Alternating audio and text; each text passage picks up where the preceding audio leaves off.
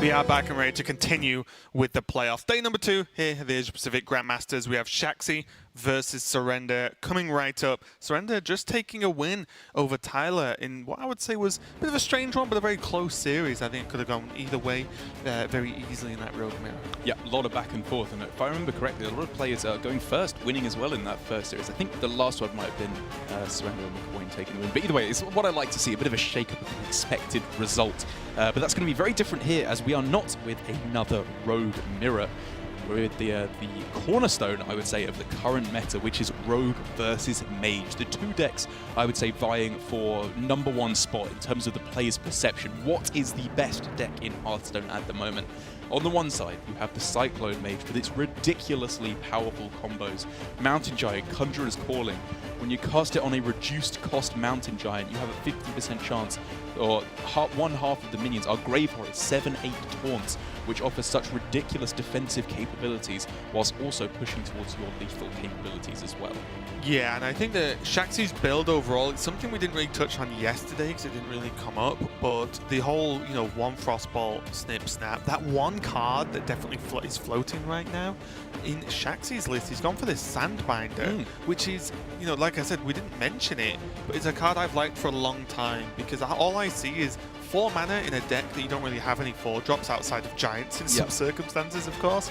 4 mana, 2/4, decent stats, draw a good card from your deck. Like, that is a solid tutoring style effect in a deck that either draws a Cyclone or a Mountain Giant, which is very, very powerful indeed. So just yet another slight variation of the list that I have, to be honest, no real complaints about. Yes, I like it a lot, especially with the Luna's Pocket Galaxy. Just having another draw effect to tutor out those 1 or 0 mana minions, I think is very, very powerful.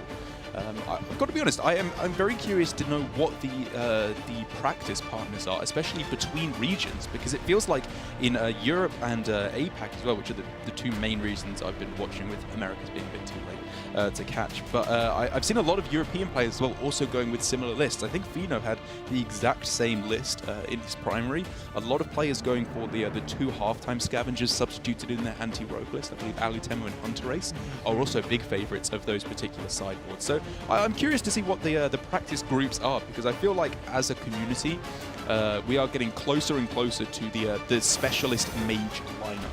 Right, yeah, and I think... That was Rogue, by the way, as well. Yeah, we saw Rogue, it's fine. I agree, because I think there's a weird thing going on as well, where there's the practice groups, which work out the decks, so on and so on. But then also, because this isn't new, it's not the first week we've seen it. Yeah.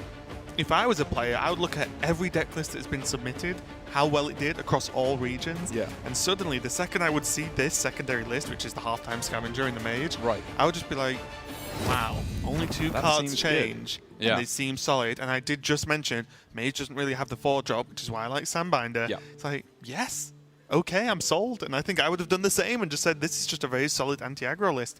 You have a lot of anti-aggro cards in Mage. Novas, the Ray of Frost, just early minions, sometimes in general, is good enough.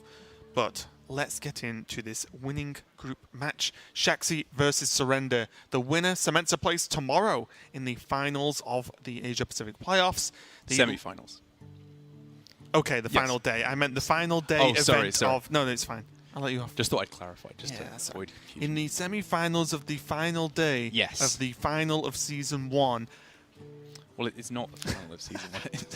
It's the final day. I'm just winding Derek up now. As you are succeeding. Congratulations. It's Shaxi versus Surrender. Well, technically... No, you're correct. I'm like, where's he going to go with this? It's just a Scooby-Doo effect where one of them just pulls a mask off and it's, oh no, it's someone else. It was Crip the whole time. You had no idea. Crip's like, I would have got away with it too if it wasn't for you pesky kids. It's definitely something I think Crip would say. If he was trying to get away with something, I'm not really sure what that would be, but I think if it was, he would use those exact that words. Phrase, yes. Shaxi already presented with a somewhat interesting choice. We could just see a reroll on the magic trick. It would be effectively free, given that he's got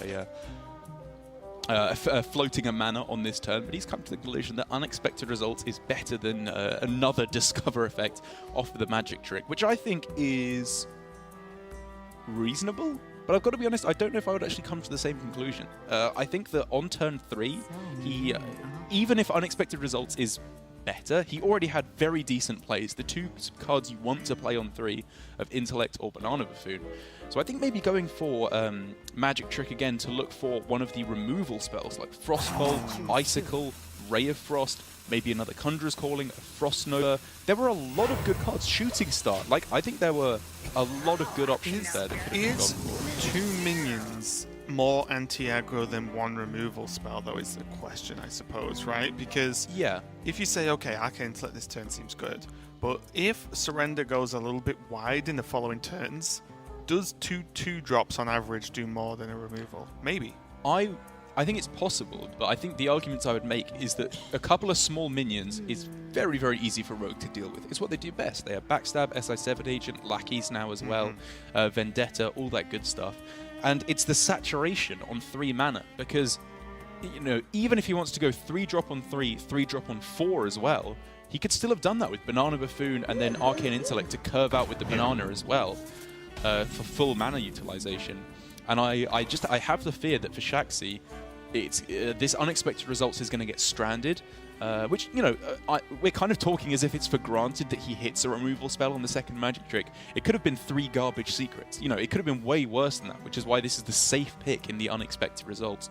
But I still think that Shaxi maybe could have gone a little bit more optimistic there in terms of what he was looking to hit. Yeah, I guess this gives him a lot of options going forward, because look at next turn after this Buffoon, it can be unexpected results and a Banana. He could just play Sandbinder. Yeah. He could Arcane Intellect and Banana a minion if it lives. True. You know, this gives him just a ton of different options.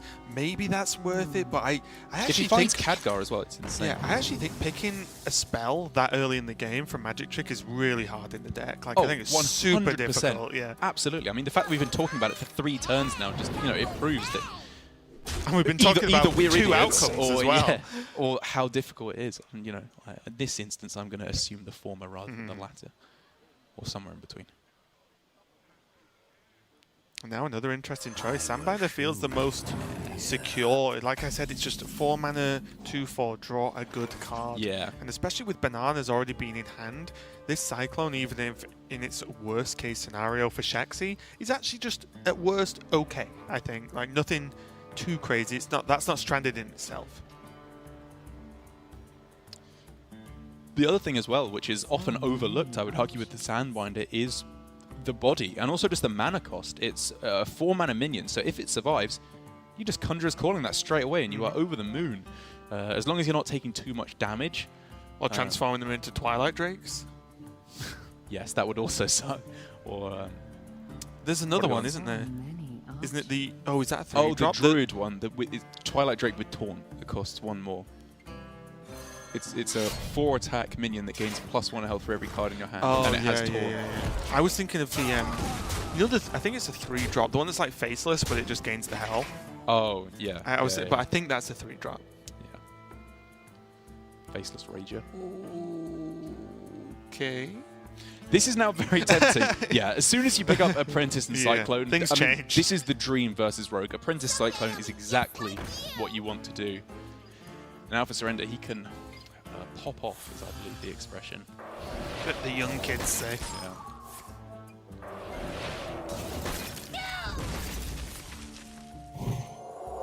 It's not the dream because he doesn't have Mirror Image, basically, or Elemental Evocation would both be absolutely mental. But it is still bad. Yeah, it's a 2 mana 2/2 that adds 4 cards to your hand. You will take that. And also, there's a chance with this specific mana that, or even with no mana, he could get Mirror Images. He could get another Ray of Frost, because Apprentice just opens up so many options, and I actually kind of like going for Research Project. I love ripping the Research Project there. I think Shaxi came to the correct conclusion that his cards are much better as it currently stands than Surrender's cards.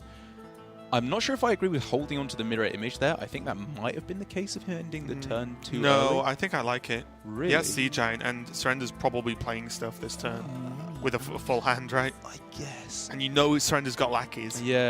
Okay, fair enough.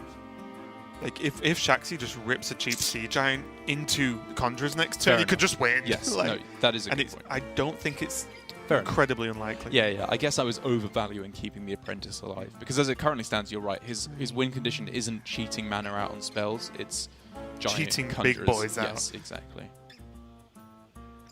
And also, I think upon reflection of Surrender's turn, holding the images could also end up Shaxi taking the route of Antonidas maybe as well. Very going, possible. Antonidas images something later down the line to generate some fireballs and put a different kind of pressure on Surrender. But now we'll see how wide Surrender actually goes. He does have a Van Cleave, which is pretty nice. Oh, yeah. He's going nice wide. here. I think double time is actually way more than just double time. Quadruple time. Okay, so 4 minions on the board. He can mirror image and then make that giant 4 cost, but that's not going to help out with the with the Conjurers calling in the same turn. Polyping? I don't see why not. You face it down with 4 damage. You are on 20, which feels a little bit close to the edge, I think, if I was in Jax's seat right now. But if the follow-up is then like, you know, mirror images, see giant conjuring, or mirror images, see giant ice barrier, then you know what? That's a follow-up I wouldn't be too upset about by taking 4 damage next turn. What to do? So Shaxi first of all needs to come to the decision of whether or not he's in a position where he can just ignore board.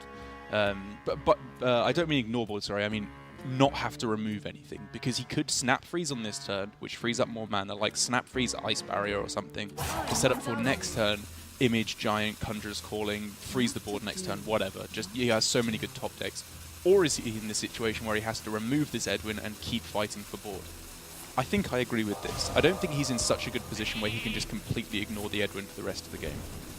Yeah, I think if he was ripping cheap Mountain Giants, yes, we that could would have a very change different things. conversation. 100%. But because they're exactly Sea Giants,